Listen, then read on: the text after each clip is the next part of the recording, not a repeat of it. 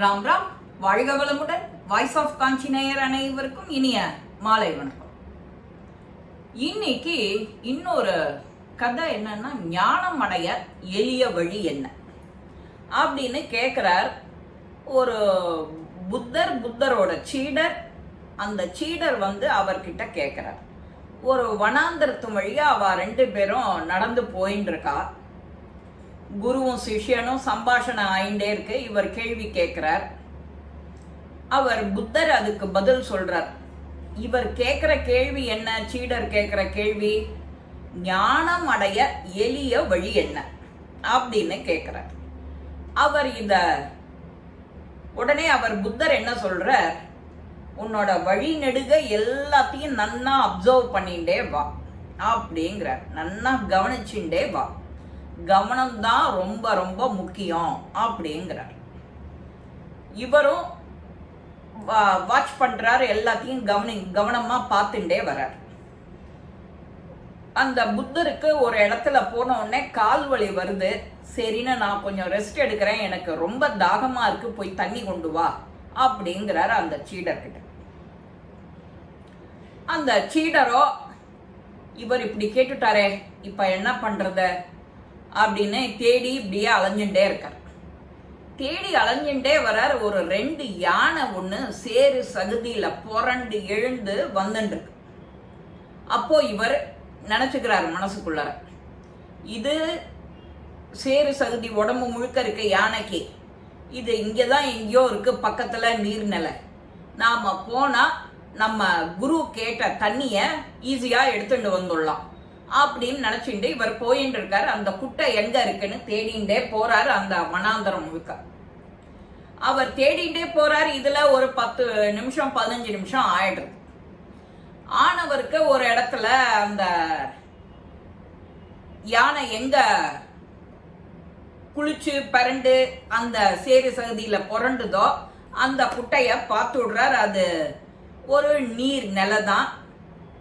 இப்போ இது இவ்வளவு குழப்பமா இருக்கே, இந்த யானை போய் உருண்டு பிறண்டு விளையாடி அதுல சேரு சகுதி எல்லாம் அடியில இருக்கிற மண்ணு எல்லாம் மேல குழப்பமா இருக்கே, ஒரே குழம்பி போயிருக்கே, இதை எப்படி நாம எடுக்கிறது, இதை எப்படி அவர்கிட்ட கொடுக்க முடியும் அப்படின்னு இவரை யோசிச்சுட்டே இருக்கார்.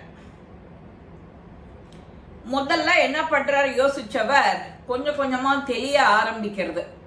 அத ஒரு பாத்திரத்துல எடுத்துட்டு வரார். சோ இது இன்னும் தெளிஞ்சதுன்னா குருவே எடுத்து குடிச்சுப்பார் அப்படிங்கிற ஐடியா வர எடுத்துட்டு வரார். ஏன் நீ இந்த மாதிரி தண்ணி கொடுந்திருக்க, இது எப்போ தெளிவடைகிறது, நான் எப்போ குடிக்கிறது அப்படிங்கிற. இவரு திரும்பவும் அதே குட்டைக்கு வரார். முன்னாடி இருந்த குழப்பமா இருந்த அந்த தண்ணி நன்னா தெளிவா இருக்கு.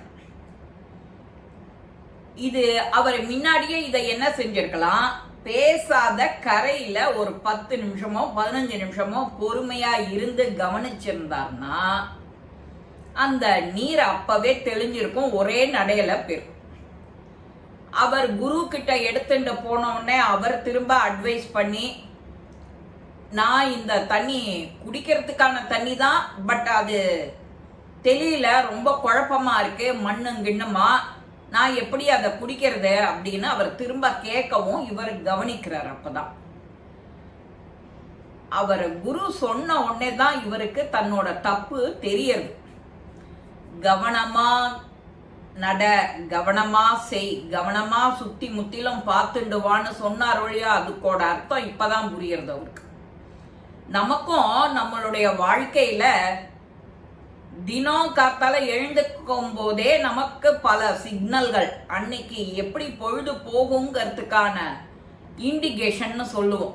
என்னோட உள் உணர்வு சொல்லிட்டு என்னை இண்டிகேட் பண்ணிட்டு எனக்கு ஏதோ தப்பு நடக்கிற போறதுங்கிற மாதிரியே தெரியறது, மனசுக்கு தோன்றது. அதனால கொஞ்சம் இன்னைக்கு நிதானமாவே செய்வோம், எல்லா வேலையையும் பொறுமையா போவோம். நடக்கல எந்த காரியம்னாலும் கவலை வேண்டாம், நாளைக்கு நடத்திக்கலாம். ஏதோ ஒண்ணு பெருசா வரப்போறதுங்கிறதுக்காக தான் உன்னை தடுத்து நிறுத்துறதுங்கிறத யாருமே உணர மாட்டோம். இது இன்னைக்கு பேங்க் இல்லையா, ஹாலிடேயா ஆட்டோ கிடைக்கலையா, பஸ் கிடைக்கலையா, நம்ம ஒன்ன எதுக்கோ ஒன்ன அந்த இடத்துல அந்த காரியத்தை தடை பண்றது. இல்ல நீ மீறி அந்த பக்கம் போயிருந்தா வேற ஏதானு நடந்திருக்கலாம். நீ நடந்து போகலாம், நடந்து போகும்போதே கால் இடறலாம். இப்ப ரோடெல்லாம் ரோடு மாதிரி இல்ல. கார்பரேஷன்காரன் எப்ப பார்த்தாலும் 365 நாளும் ஒரு குழிய மூட வேண்டியது, ஒரு குழிய ஓபன் பண்ண வேண்டியது. இதே வேலையாவே நடந்துட்டு இருக்கு.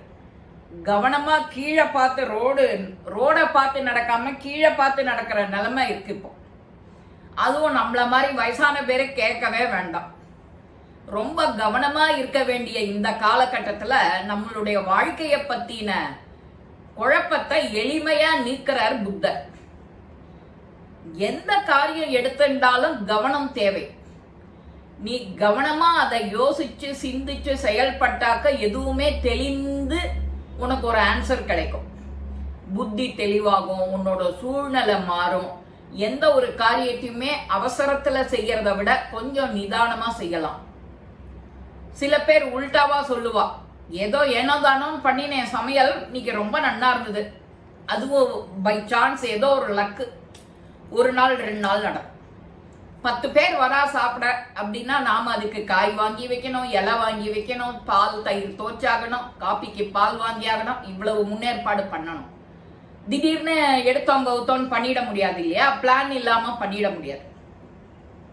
அந்த மாதிரி தான் ஒரு வேலைக்கும் என்ன மாதிரி வேலை, அதுக்கு என்னென்ன தேவை அப்படின்னு ஆராய்ச்சி பண்ணி அதுல இறங்கினோம்னா அதுக்கு நிகர் நாமளே தான். ஞானம் மட்டுமா நமக்கு கிடைக்கும்? வாழ்க்கையில உனக்கு என்னென்ன கிடைக்கணுமோ எல்லாமே கிடைக்கும். நாம சில நேரம் தவறு பண்ணிடுறோம். யாரான ஏதான அட்வைஸ் பண்றேங்கிற பேர் வழியில நம்மளோட இதை தூண்டி விடுவா, ஈகோவை தூண்டி விடுவா. உனக்கெல்லாம் செய்ய முடியாது, நீ அதுக்கெல்லாம் லாய்க்கல அப்படின்றவா. அப்போ உனக்கு ரோஷம் வரும், ஐயையோ அப்படின்னு. ரொம்ப எளிமையா அவர் சொல்லிட்டார். குழப்பமா இருக்கு அப்படின்னா தெளிந்த நிலைக்கு வரணும்னா கொஞ்சம் பொறுமையா இருக்கணும். அந்த நீர்நிலையிலேயே குட்டைக்கிட்டேயே அவர் இன்னும் ஒரு 15 நிமிஷம் பொறுமையா இருந்திருந்தார்னா ஒரே நடையில தண்ணி நன்னா தெளிஞ்சிருக்கும். அது அப்புறம் ஒரு குடுவையில எடுத்துட்டு போய் கொடுக்குறாரு புத்தர்கிட்ட. அவரும் ஆனந்தமா சௌக்கியமா பருகிட்டோ, இதுதான் உண்மையான நிலை, உனக்கு நான் சொன்னதோட அர்த்தம் புரிஞ்சிருக்கும்னு நினைக்கிறேன் அப்படின்னு அவர் கேட்கவும், இவர் சீடர் இவ்வளவு எளிமையா எனக்கு கத்து கொடுத்துட்டே பாடம், நான் நிறைய தெரிஞ்சுக்கணும் அப்படின்னு. நமக்கும் இதே தெளிவு எல்லா வேலையிலையும் வேணும். ஞானம் வேணுமா, அதுக்கும் அவசரப்படக்கூடாது. நிறைய நிறைய நிறைய நிறைய கத்து கத்து கத்து கத்து தான் தெரிஞ்சுக்கணும். இந்த பதிவு உங்க எல்லாருக்குமே பிடிச்சிருக்கும். லைக் பண்ணுங்க, ஷேர் பண்ணுங்க, பெல் பட்டனை கிளிக் பண்ணுங்க, சப்ஸ்கிரைப் பண்ணுங்க, கமெண்ட்ஸ் பாக்ஸ்ல கமெண்ட்ஸ் போடுங்க. ஸ்ரீ மகாபெரிவா திருவடிகளே நல்லதே நடக்கும். ஆனந்தமா இருப்போம் நண்பர்களே. வாழ்க வளமுடன்.